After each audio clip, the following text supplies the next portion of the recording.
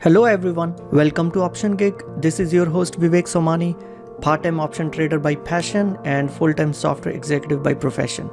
If you want to learn how to generate consistent monthly income trading options while working full-time in your regular day job, then join me in this journey. Hello and welcome to OptionGig. This is your host Vivek Somani, and in today's video we're going to talk about how to get orders filled quickly. If you're a new option trader or if you're a part-time option trader, sometimes you might getting frustrated because you put in your option trader and it hasn't got filled. Now, as a part-time option trader, I don't have a time to babysit the trade and look when it's gonna get filled. I gotta get back to my day job. I got a meeting coming up. I got a work to do. So I'm looking for a way in which how can I place my order so I have more chances to get my order filled. And that's the topic that we're gonna discuss in this video. Alright, so let's dive right into it. First, before you confirm your order, make sure you are aware of the mark price. Mark price is nothing but a short form of market price, or the last price at which the trade happened for your option trade. Right. So now always be aware that what's the mark price on that particular option trade, and if you price your own trade closer to the mark price, it has got much better chances of getting filled, and also you will avoid slippage. So be aware of the mark price and then start by putting your option trade right at the mark price or very close to the mark price. Then you'll have much more chances of getting filled. Second tip, you should follow the volume, means pick up the strike prices where there is a higher volume.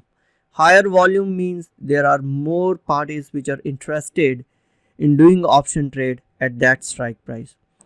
More parties interested mean more buyers or more sellers, so you will have a better chances that a trade that you want to sell, there is some buyer waiting for the trade, or the trade that you want to buy, there's some seller available to sell it. So there are better chances to get your trade filled, and also you get a better pricing. If your strike prices are at a level where the volume is very less, then obviously there are fewer buyers or sellers in the market, and then it is difficult to sell or buy if there are fewer buyers or sellers. So be open to adjust your strike price to the if the current strike price is not where the volume is enough, right? When we talk about option trade volume, I'm not looking at the volume should be millions of option trades. Just make sure the volume is a couple of hundreds. If you see that you have a strike price where the volume is less than 10, you'll have a difficult chance in getting that filled at a reasonable price. You could still get filled, but you'll have to give up a lot of money to get it filled. You'll have to reduce the price by a lot in case if you're selling, or if you have to buy it at a much expensive price, then you would like to actually buy it. But if there is a sufficient volume, there is a competition among the traders for that strike price, you will get much better pricing as well as much better fill. So be open to adjust your strike price. So if you're looking at 10 delta strike prices for a strangle, maybe make it 16 delta strike prices. Okay. Next one, break down the trades into fewer legs. Essentially what exchange does is a matchmaking function. That's all they perform. They perform a match between the buyer of an option trade and the seller of an option trade.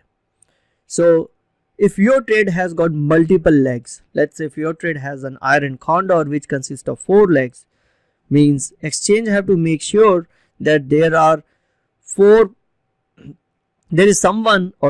some traders available who wants to buy or sell all those 4 legs, and in a way that the net price is still that what you want to your trade to be executed. So more combination of legs means more matchmaking work required, means it will take a little more time to get the fill.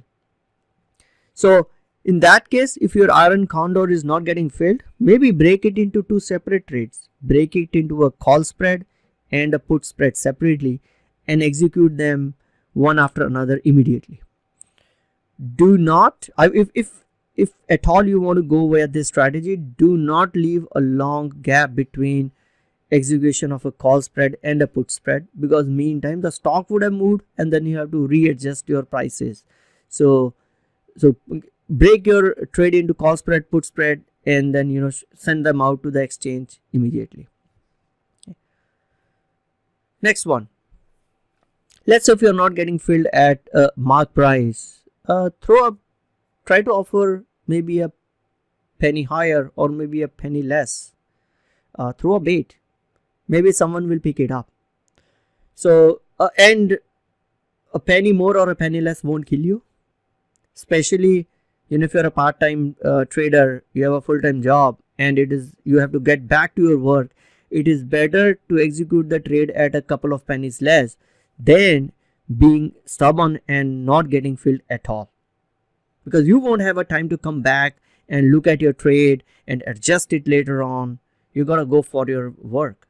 So if it's not getting filled, maybe try to offer, if you're selling an option, maybe reduce your credit by a penny or a couple of pennies, or if you're buying back an option, maybe increase your price by a penny or a couple of pennies. Don't overstretch a lot.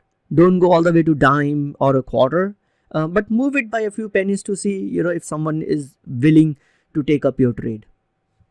Okay. Next one, try a different exchange. I don't know what the scientific reason behind it, but this has actually worked for me in many cases. Many broker platforms will allow you to select a particular exchange where you want to send your orders to. Thinkorswim definitely does. There's a drop down in an order entry screen where you can select a particular exchange to which you want to route your orders to. By default, the selection is best, means I leave it to TD Ameritrade to decide which exchange they should route my orders to. But if I'm not getting a fill, I could actually go and pick a particular exchange to which I want to send the order. And I have seen that in some cases, the exact same order that have been waiting for a few minutes, I just go and pick up a different exchange, it could get filled. Again, I don't know if there's a science behind it or just that it was a timing, but it has worked for me a few times. So no harm in trying. Okay. Lastly, patience. If your order is not getting filled despite you have done all the above things that we talked about, don't still rush into forcing a trade. Right? Don't reduce your price by a quarter or by 50 cents because you're desperate for that trade. Don't be that. Have patience. It's ready. Sometimes it is better to forego a trade than getting into a trade at a bad price. And sometimes the best trade is the one that you've never made. If you're not getting a fill on a particular trade, there are multiple reasons. Number one, it could be illiquid. Number two, there are not many buyers or sellers at that price. Right. Number three is that the bid and ask is so wide you can drive a truck through it. So you have to give up a lot of money in slippage in case you want to get into that trade. I think in all such cases, it is much better not to even get into those trades.